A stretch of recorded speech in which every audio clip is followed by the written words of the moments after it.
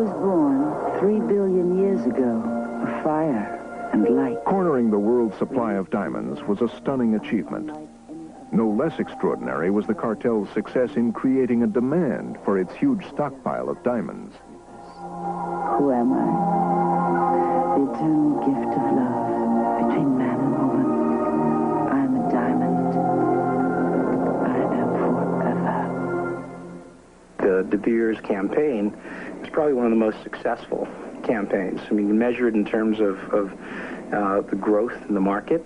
In the 1930s, they were selling a rather insignificant amount of diamonds in America. By the early 80s, they were selling close to $2 billion worth. De Beers first targeted American consumers through the movies. And they opened a Hollywood office. And in the Hollywood office, they would give out diamonds to producers in return for them putting the diamonds in the film in a way that was considered very favorable. Now, what was considered favorable was very simple. Surprise. If a woman was brought in on the decision, she might have a lot of ideas of what she wanted. So what they wanted to do is create the idea that the man had to surprise the woman and present her with a diamond. And now for the important question I wanted to ask you. Well, it's about time. I'm dying of curiosity. You know I'm madly in love with you. I want you to marry me, Lily. You're in love with me, too, aren't you?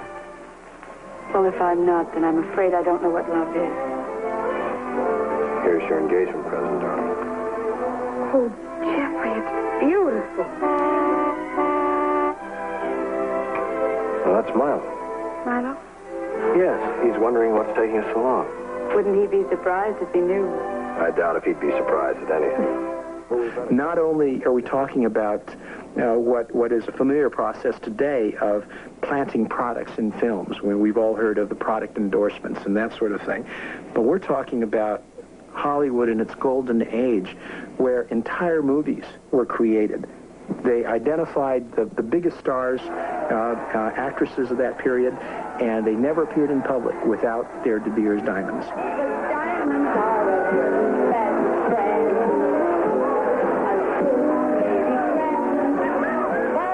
Claudette Colbert and Merle Oberon were given special scenes to show off their De Beers diamonds. Diamonds Are Dangerous was conveniently retitled Adventure in Diamonds. But De Beers aimed even higher than Hollywood.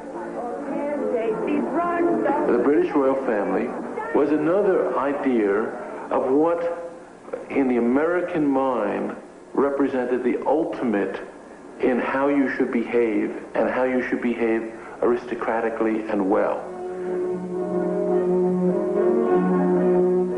And of course, the British royal family was more than willing to go along because diamonds came from British colonies.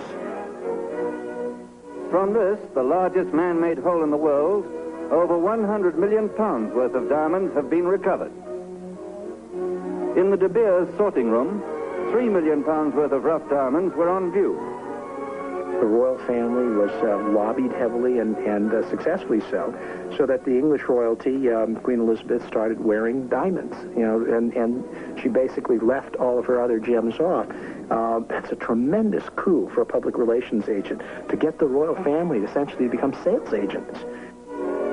Caskets made of Kimberley blue ground, embossed with coronets, contained a 6-carat stone for Princess Elizabeth and a 4.5-carat diamond for Princess Margaret. You must travel back in time 1 billion years to witness its birth. De Beers advertising set its diamonds in worlds of glamour and royalty. But its best-known slogan arose out of the fear that sales would be undercut if people began putting second-hand jewelry on the market. It is rare. So they had to create the idea that you should never sell a diamond, even though its value would only increase. And secondly, that people should store and hoard these diamonds. So the whole idea that a diamond is forever is really their desperate hope that people will hold diamonds forever. It is love, and its only promise forever. We're planning to attract your customer by building on our rites of passage program. In its message to dealers, De Beers reveals its key marketing strategy is to convince consumers to buy diamonds for every romantic milestone. Let's start with your bread and butter, the support behind the rites of passage, the diamond engagement ring, diamond anniversary band, and the 25th anniversary diamond. Our goal is to make diamonds a cultural imperative for all these important occasions in a woman's life.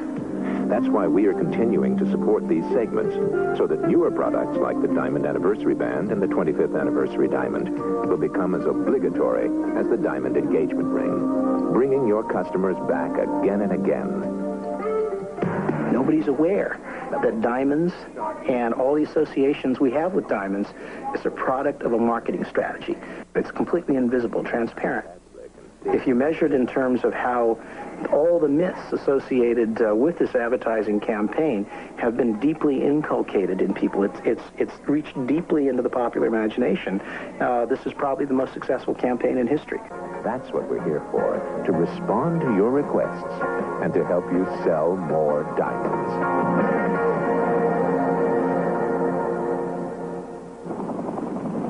De Beers' control of African stones and American consumers made it one of the most successful cartels in history. But it would face new challenges as diamond mines were discovered around the world. In the 1950s, diamonds were found in a place where neither South Africans nor Americans could easily do business, in Siberia. In 1947, geological prospecting parties entered the Yakutian taiga. Would this daring hypothesis be confirmed or not? The answer was given after 7 years of persevering search.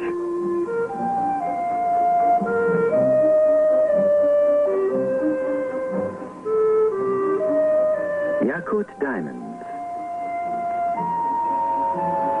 If the Russians had dumped their diamonds on the market, it might have put an end to the cartel. But in 1957, while De Beers was very publicly opening a new building for its central selling organization in London, the Oppenheimers were very privately beginning to do business with the Russians. Workers gaze with pride at what they have accomplished.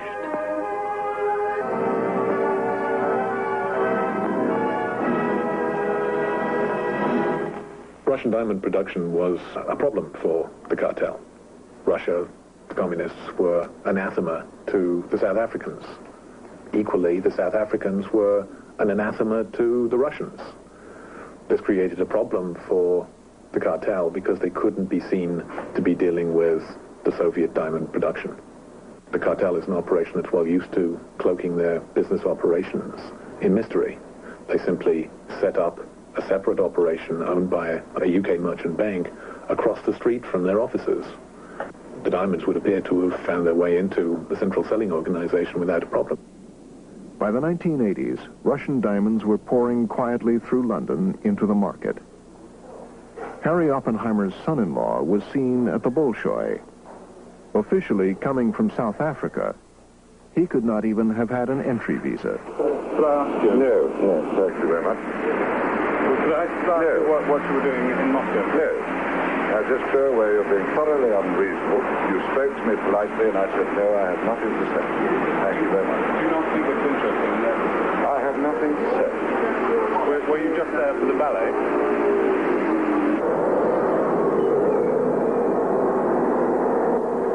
The other interesting feature of the Russian diamond production was that there was an extraordinarily large proportion of medium-sized stones in the quarter to half carat size. De Beers then came up with perhaps one of the great new product inventions in jewelry history, the eternity ring, a ring that was designed to use up this excessive production of low-sized stones. And it is perhaps amusing to think that at the height of the Cold War, the eternity ring that was being so successfully marketed in America was filled with stones from Siberia. As the Soviet Union became an important source of small stones, The problem for the diamond industry became finding cutters willing to work for low enough wages to make these stones profitable. India soon developed into the world's greatest cutting center. There are 750,000 cutters in workshops around Surat. Perhaps 100,000 of them children under 13. They place 58 exact cuts on a diamond less than half a carat, smaller than a broken pencil lead. Many children work a 12-hour day, 6 days a week. They earn 4 cents a stone. The Indian diamonds have made it possible to make low-priced jewelry that looks like a lot. It's called more flash for less cash. This is the expression that's used in the industry, and this seems to be the trend. We perceive popular retail price points to top out at about $500. This is what most of our customers are demanding now, and starting as low as $75, $80. We just got in some new samples today. These are examples. Here's a ring that sells for $70. There's $2 worth of diamond in this ring. But the fact that we can market it as an article with a genuine diamond makes it more saleable. Here's another ring. This is a $90 ring. There's a $1 diamond in here. It's a white finish that makes it appear like diamonds. There's only one diamond in the center.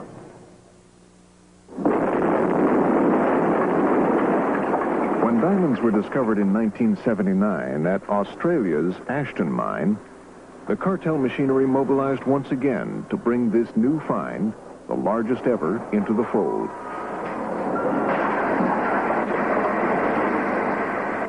Until then, the cartel had co-opted diamond sources largely in Russia and African countries. Could they repeat the success in a country that was modern and democratic? The Ashton project certainly had huge reserves which, if it had gone into independent hands, would certainly have challenged De Beers' monopoly. Now, I know that the Indian government had made representations to Australia to take over the marketing. I myself met with one independent diamond trader who was visiting from London, and he was also putting in his bid and trying to persuade the Australian government that, in fact, as I said, there were enormous benefits for Australia, and it was not in the interest to further reinforce a monopoly. But De Beers pressured Australia by threatening to reduce diamond prices in the categories of stones the new mine would produce. At the same time, the Oppenheimers bought stock in key Australian companies. De Beers' chairman, Harry Oppenheimer, flew in to cement alliances, and the cartel began to lobby the government and mold public opinion. Many Australian journalists were invited to South Africa, sponsored by De Beers, to go on, I suppose, tours which were meant to promote De Beers' image and soften the impact of De Beers' penetration into the Australian economy. And soon after those tours took place, it became quite evident in the Australian media, mainly through the newspapers, that there was a CSO approach being adopted by the media. So I think De Beers' strategy worked quite well in that they'd softened up the Australian media, and the media reciprocated by promoting very favourable stories to the De Beers takeover of the Ashton project. After a major political battle, the cartels scored a crucial victory. The bulk of Australia's output, mainly industrial grade and small gemstones, would flow through the cartel's central selling organization in London. A small number of rare gemstones, known as the Argyle Pinks, were Australia's own to market independently. They produce a variety of colors, which is very unique to this mine, and out of the 36 million carats come some of the rarest diamonds in the world. The extraordinary thing is nature's thrown up these freaks, which are just unique and special, and you know, they're something that we're all madly trying to get hold of, can't get enough of.